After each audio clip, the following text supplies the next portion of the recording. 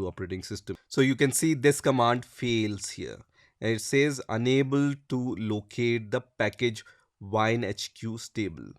This is the common problem, and there is a mistake in this wiki page. And the mistake is, instead of using winehq-stable, we need to give the command wine-stable and not winehq-stable.